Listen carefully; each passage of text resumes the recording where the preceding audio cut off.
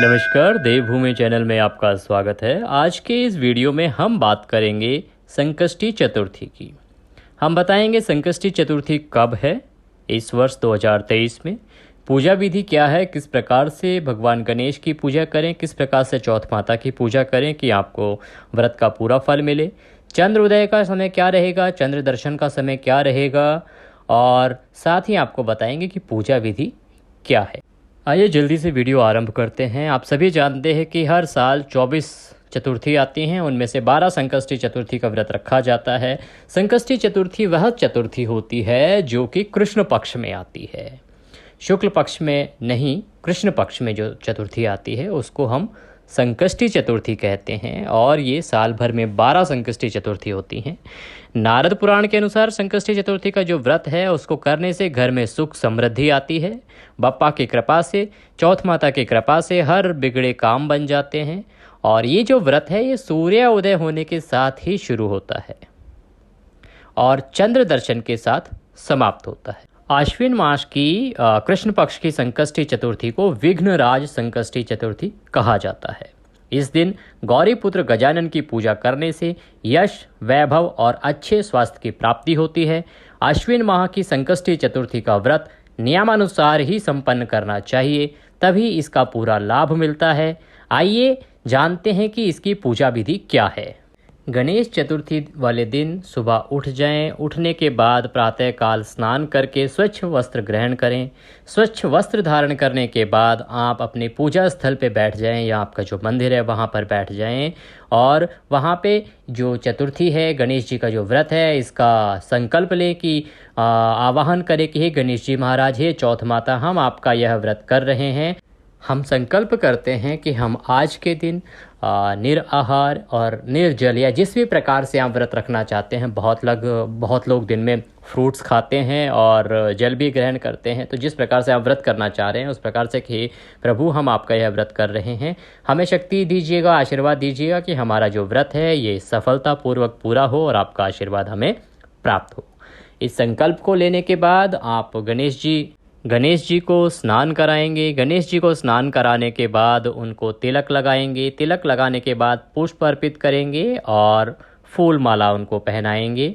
इसके बाद गणेश जी महाराज से प्रार्थना करेंगे कि हे प्रभु, आपके रिद्धि सिद्धि के साथ हमारे घर में विराजमान रहें, आपका आशीर्वाद हमें प्राप्त हो और आपकी जो मनोकामना है वो प्रभु के सामने दोहराएंगे। इसके बाद गणेश जी महाराज को भोग लगाएंगे। भोग उनको हमेशा मोदक का लगाया जाता है, क्योंकि एक मान्यता है कि गणेश जी महाराज को मोदक बहुत अधिक प्रिय है। साथ ही आप अगर हो सके तो गणेश जी महाराज को दूर्वा भी अर्पित करें। इसके बाद आप गणेश चालीसा का पाठ कर सकते हैं, गणेश जी के मंत्रों का जाप कर सकते हैं। ओम गं गणपतये नमः, इसके 108 बार आप इसका जाप कर सकते हैं, इसको 108 बार दोहराएं। इसके अलावा अगर आप गणेश चालीसा का पाठ करते हैं तो वो भी आप कर सकते हैं और अंत में गणेश जी की आरती करेंगे।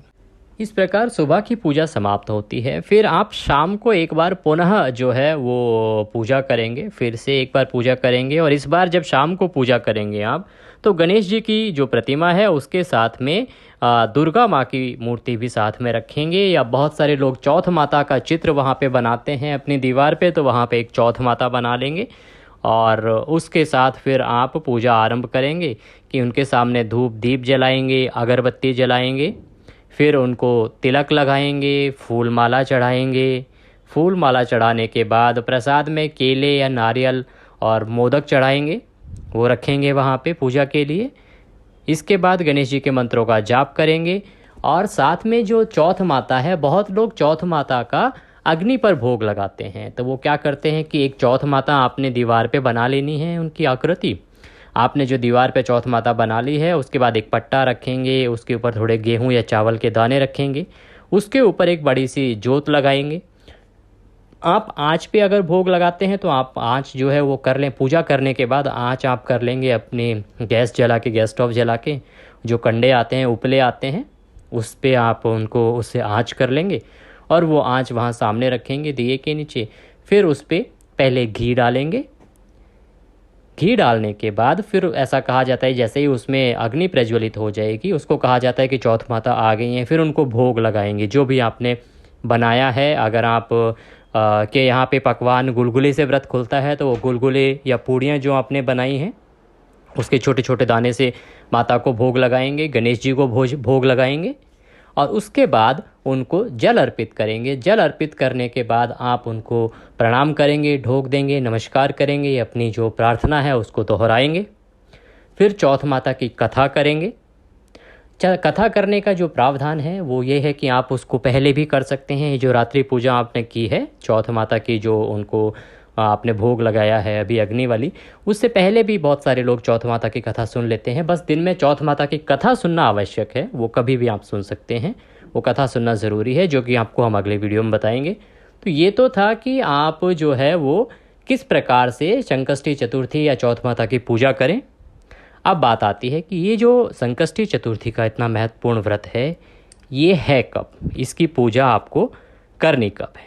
इस बार बहुत कन्फ्यूज़न है क्योंकि कोई भी तिथि पूरे दिन नहीं है, इसीलिए संकष्टी चतुर्थी का जो व्रत है ये रखा जाएगा 2 अक्टूबर सोमवार को। पंचांग के अनुसार अश्विन मास की जो कृष्ण पक्ष की संकष्टी चतुर्थी है वो 2 अक्टूबर 2023 को सुबह 7:36 पर शुरू हो रही है और 3 अक्टूबर को प्रातः 6:11 पर समाप्त होगी। इस प्रकार जो व्रत है ये आपका 2 अक्टूबर को होगा, क्योंकि चंद्र दर्शन के साथ ये व्रत किया जाता है, इसीलिए ये व्रत होगा 2 अक्टूबर को।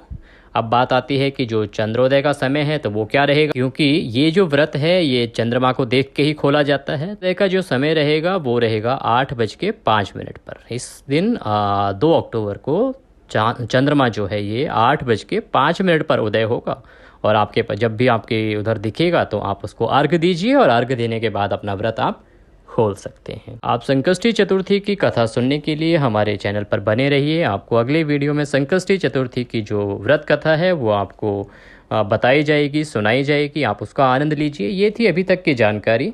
अगली वीडियो में फिर होगी आपसे मुलाकात, तब तक के लिए नमस्कार। आशा करते हैं हमारा वीडियो आपको पसंद आया होगा। आपसे प्रार्थना है कि आप चैनल को ज़रूर सब्सक्राइब कर लें ताकि आपको हमारे द्वारा दी गई जानकारी समय पर प्राप्त होती रहे। नमस्कार।